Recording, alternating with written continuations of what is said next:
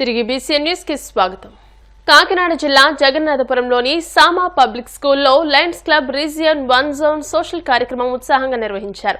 ఈ కార్యక్రమంలో భాగంగా హాజరైన అతిథులకు జ్ఞాపికలను బహుకరించి చిరు సత్కారం నిర్వహించారు. ఈ కార్యక్రమంలో పాల్గొనేందుకు వచ్చిన మహిళలకు చాక్లెట్ మేకింగ్ పై, డిజైనింగ్, మెహందీపై, బ్యూటీ పార్లర్ తదితర అంశాలపై మహిళలకు శిక్షణ ఇచ్చారు. ఈ వర్క్షాప్లను అతిథులు ఈశ్వర్ కుమార్, మంగాదేవిలు రిబ్బన్ కత్తిరించి ప్రారంభించారు.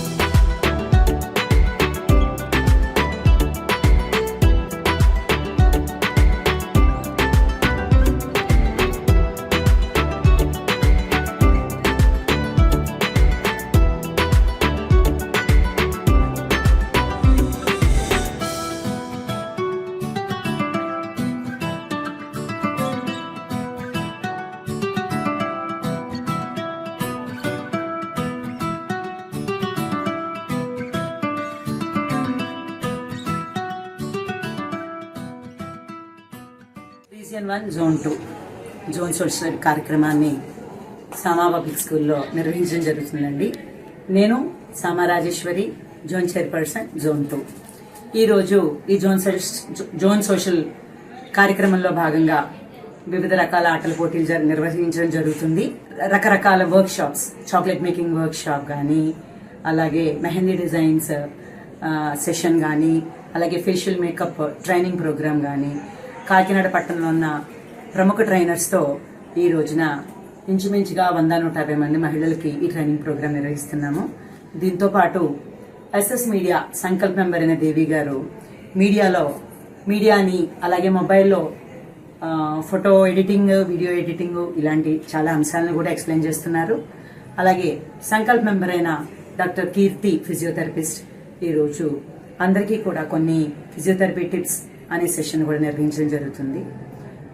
రొటీన్గా కాకుండా అందరికీ కూడా ఉపయోగపడేలాగా కొన్ని వర్క్ షాప్స్, అలాగే ఎంటర్టైన్మెంట్ కోసం మంచి మంచి ఆటలు, పాటలు, పోటీలు ఇవన్నీ నిర్వహించి ఫెలోషిప్ని లైనిజంలో ఇంప్రూవ్ చేయడానికి గాను ఈ జోన్ సోషల్ ఈ రోజున చాలా దిగ్విజయంగా జరుగుతుంది.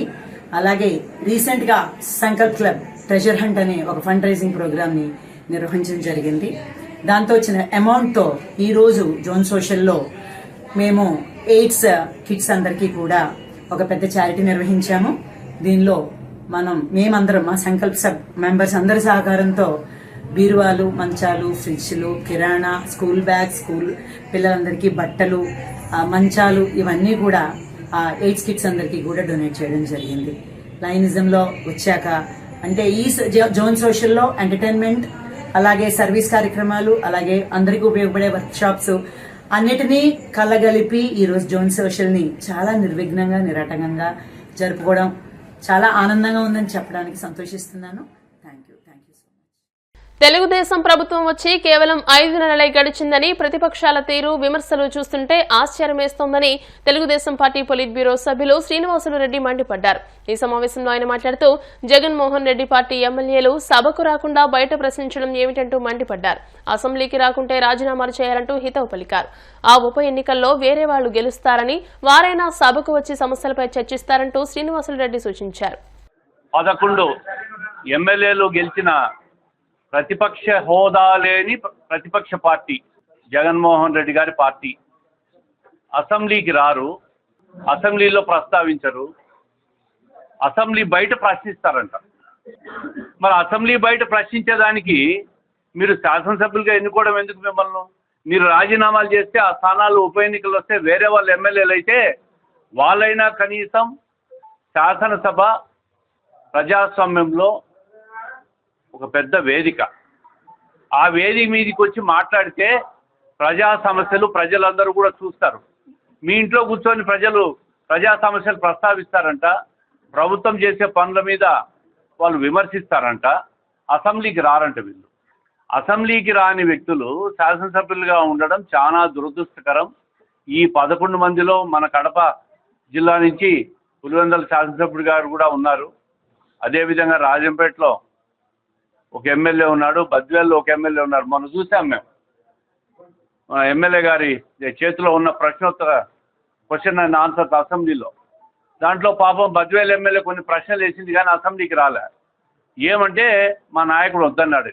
అంటే కనీసం ప్రజా సమస్యల మీద ప్రశ్నించేదానికి ఒకరో ఇద్దరు అరాకొర శాసనసభ్యులు పోతా ఉంటే కూడా వాళ్ళ నాయకుడు అడ్డుకుంటా ఉన్నాడు శాసనసభకు రాకుండా. వీళ్ళు ప్రజాపాలకులు, వీళ్ళకి 5 సంవత్సరాలు పరిపాలన ఇస్తే రాష్ట్రాన్ని భ్రష్టు పట్టించేసినారు. గత 5 రోజులుగా అసెంబ్లీ ప్రొసీడింగ్స్ అందరూ చూశారు. అసెంబ్లీలో ప్రతి డిపార్ట్మెంట్ మీద ఒక శ్వేతపత్రం రిలీజ్ చేయడం కానీ, బడ్జెట్ కేటాయింపులు చేయడం కానీ చూశారు. గత ప్రభుత్వ తప్పిదాలన్నీ చూశారు. ఆర్థికంగా రాష్ట్రాన్ని సర్వనాశనం చేసిన విధానాన్ని చూశారు. ఈరోజు ఏ కార్యక్రమం చేయాలన్నా, ఏ అభివృద్ధి కార్యక్రమం చేయాలన్నా నిధుల కొరత ఉంది. కేంద్ర ప్రభుత్వం ఏదో సహకరిస్తూ ఉంది కాబట్టి ఈరోజు ఆ మాత్రమన్నా సంక్షేమ కార్యక్రమాల్లో వాళ్ళ మద్దతు ఉంది కాబట్టి ఏదైతే ఎన్నికల్లో చెప్పామో సూపర్ 6 పథకాలు ప్రతి ఒక్కటి కూడా తూచా తప్పకుండా అమలు చేసుకుంటా పోతున్న ప్రభుత్వం మా కూటమి ప్రభుత్వం. ఈ దేశంలో ఎక్కడా లేదు 4,000 రూపాయల పెన్షన్. ఈరోజు వేరే రాష్ట్రాల్లో ఎన్నికలు జరుగుతూ ఉన్నాయి, అక్కడ కూడా ఎవరు కూడా 4,000 రూపాయల పెన్షన్ ప్రామిస్ చేసిన దాఖలాలు లేవు. అది ఒక్క ఆంధ్రప్రదేశ్లో ఈరోజు 4,000 రూపాయల పెన్షన్ ఇస్తూ ఉన్నాం. మహిళలకు చెప్పిన విధంగా 3 గ్యాస్ సిలిండర్ల కార్యక్రమం కూడా ప్రారంభించాం. రేపు సంక్రాంతి నుంచి మిగతా సంక్షేమ కార్యక్రమాలు కూడా అమలు చేసేదానికి ప్రభుత్వం సమాయత్తమవుతా ఉంది. జన్మభూమి కార్యక్రమం స్టార్ట్ కాబోతా ఉంది. దాంట్లో కొత్తగా రేషన్ కార్డులు, పెన్షన్లు కూడా ఏవైతే అర్హులైనారో కొత్త వాళ్ళకి అందరికీ ఇవ్వాలని చెప్పి ముఖ్యమంత్రి గారు సూచనప్రాయంగా వెల్లడి చేయడం కూడా జరిగింది పార్టీ సమావేశాల్లో. అదేవిధంగా మిగిలిన సూపర్ 6 కార్యక్రమాలు మహిళలకు 1,500 రూపాయలు ఇవ్వడం కానీ ఇవన్నీ కూడా ఈ కార్యక్రమాలన్నీ కూడా దశల వారీగా ప్రభుత్వం అమలు చేసేదానికి సిద్ధంగా ఉంది. అయ్యా 5 నెలలు కూడా కాలే, అప్పుడే అధికారం పోయిందని చెప్పి ఆక్రోశం పట్టలేక ప్రభుత్వం మీద నిందలేస్తూ ఉన్నారు. మీ ప్రభుత్వము చరమాంకంలో మీరు చేసిన అప్పులు 10 లక్షల కోట్ల పైన దాటినాయి. ఇంట్లోకి తాచుపాము చొరబడ్డంతో ఓ కుటుంబం ఉలిక్కిపడింది. విశాఖ స్టీల్ ప్లాంట్ సెక్టర్ 4లోని ఓ ఇంటి బాత్రూంలో దూరిన విష సర్పాన్ని స్నేక్ క్యాచర్ కిరణ్ కుమార్ చాకచక్యంగా పట్టుకున్నారు. బాత్రూంలో తాచుపాము ప్రత్యక్షం కావడంతో ఇంట్లోని వారంతా భయంతో బయటకు పరుగులు తీశారు. విషయాన్ని స్నేక్ క్యాచర్ కు సమాచారం ఇచ్చారు. ఇది అత్యంత విషపూరితమైన సర్పమని కిరణ్ కుమార్ తెలియజేశారు. దీనిని సురక్షితంగా అడవిలో విడిచిపెట్టనున్నట్టు తెలిపారు. సికింద్రాబాద్ రైల్వే స్టేషన్లో 5 ఏళ్ల బాలుడు అపహరణకు గురైన ఘటన సుఖాంతమైంది. తెలంగాణలోని నిజామాబాద్ కు చెందిన అనిల్ కుమార్ బంధువుల ఇంటికి 5 ఏళ్ల కుమారుడితో కలిసి వెళ్లాడు. తిరుగు ప్రయాణంలో సికింద్రాబాద్ రైల్వే స్టేషన్ చేరుకుని ఉదయం వరకు రైళ్లు ఉండవని భావించి రైల్వే స్టేషన్ ప్లాట్ఫామ్ పై పడుకున్నాడు. తండ్రి ఉదయాన్నే లేచేసరికి 5 ఏళ్ల కుమారుడు కనిపించకపోవడంతో వెంటనే తండ్రి అనిల్ కుమార్ సికింద్రాబాద్ రైల్వే పోలీసులకు ఫిర్యాదు చేశాడు. వెంటనే అప్రమత్తమైన పోలీసులు సీసీ కెమెరాల ఆధారంగా గుర్తించి బాలుడు బోయగూడలో ఉన్నట్లు తెలుసుకుని స్వాధీనం చేసుకున్నారు. సురక్షితంగా తండ్రికి అప్పగించారు. దీంతో తండ్రి పోలీసులకు కృతజ్ఞతలు తెలియజేశాడు. వార్తలు ముగించే ముందు ముఖ్యాంశాలు మరోసారి. మహారాష్ట్ర ఎన్నికల ప్రచారంలో జనసేన పార్టీ అధినేత పవన్ కళ్యాణ్ జై తెలంగాణ నినాదం. తెలంగాణ పోరాట స్ఫూర్తితో మరాఠీల శౌర్యాన్ని గుండెల్లో నింపుకున్నారంటూ వ్యాఖ్య.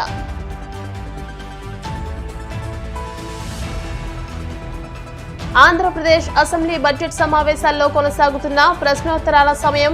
సభ్యుల ప్రశ్నలకు సమాధానమిచ్చిన హోంమంత్రి అనిత.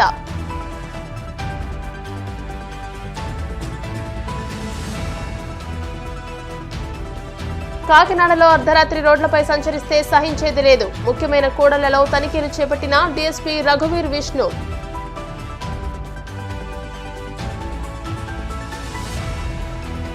ఇంట్లోకి చొరబడిన పామును చూసి ఉలిక్కిపడిన కుటుంబం. సమాచారంతో హుటాహుటిన వచ్చి పామును బంధించిన స్నేక్ క్యాచర్.